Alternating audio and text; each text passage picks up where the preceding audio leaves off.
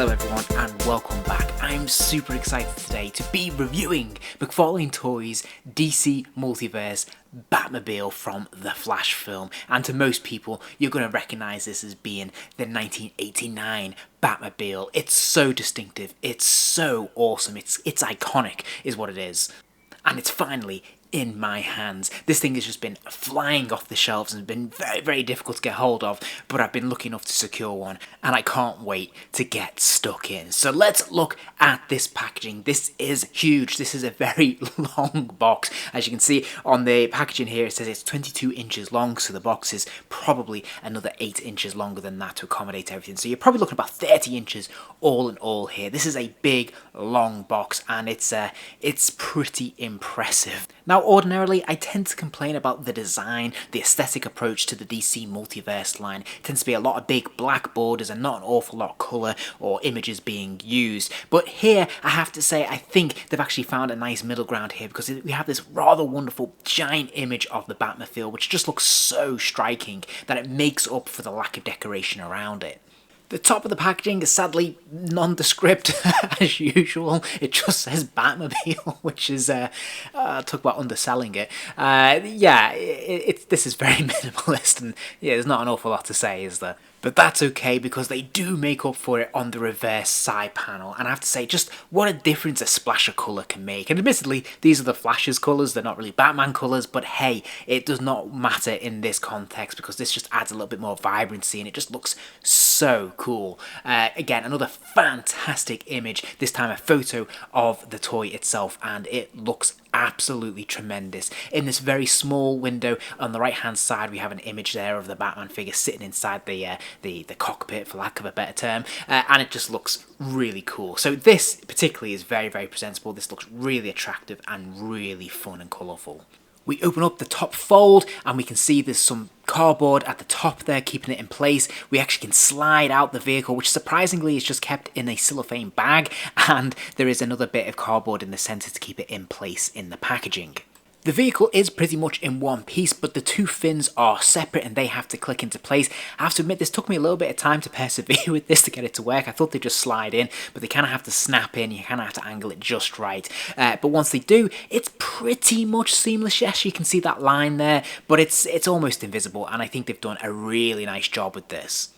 Now, first impressions, I have to say I was surprised by how lightweight this car feels. It's made from a very light plastic, but that being said, it looks absolutely tremendous. All the sculpting on this looks to be pretty much pitch perfect and exact to what we see on screen, and I think they've done a really nice job selecting the type of plastic they have because it's very, very shiny, very reflective, and it gives it this sense of gloss and sheen, which is really, really cool and eye-catching. There are virtually no paint apps used on this vehicle. Everything is moulded in the base plastic, but there are different plastic types or different plastic colours used to differentiate different parts of the vehicle. So this sort of central turbine at the front of the vehicle here is actually moulded in a sort of lighter grey plastic, whereas the rest of the central body or chassis of the car is in that more reflective black plastic.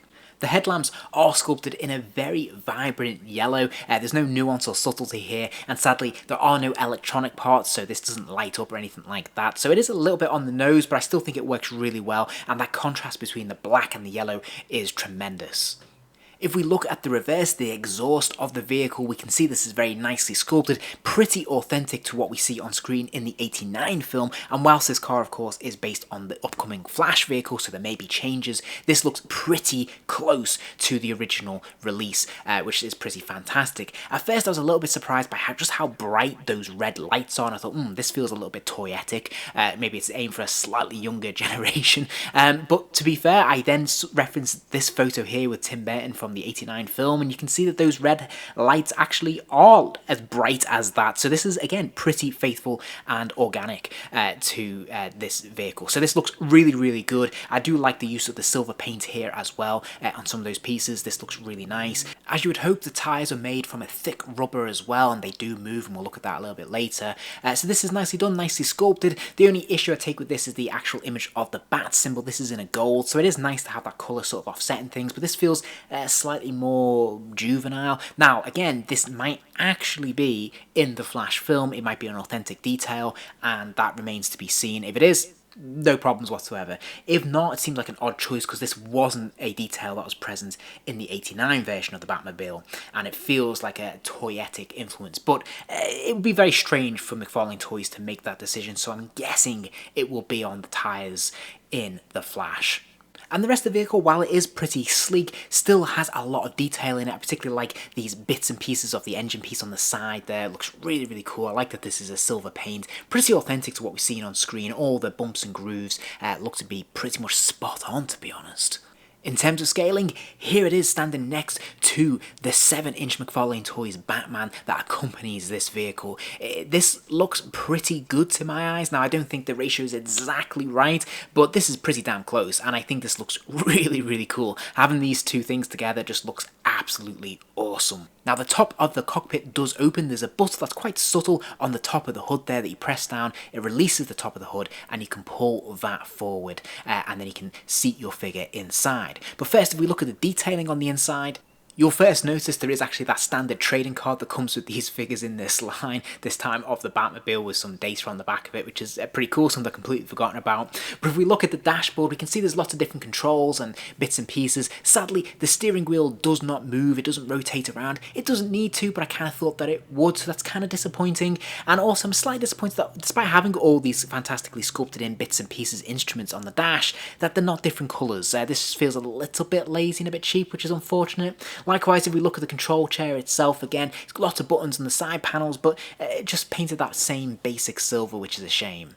One criticism I have is that it's a shame that it is only a one-seater because the actual vehicle, as we know, sits two. Of course, I know it's all down to scaling and how much you can afford, so I'm perfectly happy to make do with this, but it is something that, nevertheless, as a fan, you notice. Now, the figure will slide in relatively easy. One thing I would mention is that you need to make sure that his ears actually pop back behind the seat there. There's a little bit of a groove that they can slide into. Make sure you do that, otherwise the hood will not close. But as you can see, he sits nice and snug in there. Thankfully, he has that cloth cape as well to allow him to do this, and he can get his hands just onto the steering wheel. He can't really hold it too tightly because, of course, the steering wheel is a little bit too thick for his grip, but you still get the impression that he is driving, which is pretty cool. And as I said, once you've tucked the ears behind the alcove, you can slide the top of the hood back into place and it fits nice and snugly. And depending on where you're looking, you can just about see the figure inside through that clear plastic glass, which is pretty fun. And once again, the way to release that is to press that central button on the top of the dash there and release the hood. Now, I was slightly disappointed that we have in place the two machine guns, but actually this doesn't have any functionality at all, that these can't be flipped around, that we can't stick on some guns on the top of this. I would have really liked to have recreated that. It feels like a missed opportunity. Pretty much every version of this Batmobile we've had in the past, certainly in the Kenny years, had sort of this functionality, either some missiles or guns or something. And it would have been really cool to have had something similar here that flipped the guns around. That would have been really fun to see. As I mentioned earlier, the tyres will rotate, so you can push this vehicle backwards and forwards if you want to. And if you're so inclined and you have your NECA 7-inch scale 1989 Batman figure, you can put him with this and it looks pretty authentic. And I have to say, this might actually scale slightly better because this figure is ever so slightly fractionally shorter than the new release. So this looks really, really cool. Very, very excited to see this. And you'll be pleased to know that he also will slide nice and easily into this cockpit as well, and it looks pretty cool when all is said and done. So yeah, absolutely delightful, fantastic for long-term fans of this scale and of this era of Batman. But in terms of my star rating, I'm only going to give it 3 stars, and I appreciate this is probably going to sound like heresy because I really, really like it. I'm really pleased to have this vehicle, and comparatively, I suppose this is at a really affordable price point. But that being said, it looks absolutely fantastic, and yeah, I suppose it does move, but other than that, you're not really getting an awful lot here. It only seats one figure. There's no little nuances to it whatsoever, no moving steering wheel, no colour on the inside of the dashboard. It doesn't have any action features that would have been nice if, say, yeah, as I mentioned, the machine guns popping up would have been a really cool, very simple feature to include here, even if they were just clip on. I don't know, there's different ways they could have approached that, but I feel like there's other bits and pieces they could have given us. Maybe some flame effect for the exhaust that could just snap into place and you could remove that. Something like that. Just very, very simple things that would just enhance the overall value of this vehicle. As it is, it feels like a big slab of plastic that's very shiny, looks very nice, but there's really not an awful lot to it. There's not an awful lot you can do with it. This one really is a display piece, and I feel like we could just tweak this ever so slightly. Maybe we could have some electronic lights and sounds that would just really push this over the edge. If those headlights lit up, if the exhaust lit up or did something really fun and interesting there. And I've seen, in fact I own other vehicles, the Justice League remote control car is absolutely phenomenal, and that didn't cost too much more in comparison. And I appreciate it was a few years ago, but they really went the extra mile and it did more things that I thought were ever going to be possible in a toy Batmobile. And by comparison, whilst I absolutely adore the '89 Batmobile, I love having this vehicle in my collection at this scale. I think it's absolutely fantastic, and I do say it looks absolutely tremendous. It just feels a little bit empty somehow. If you enjoyed this video, please do give it a like, and remember to subscribe as there'll be plenty more videos soon.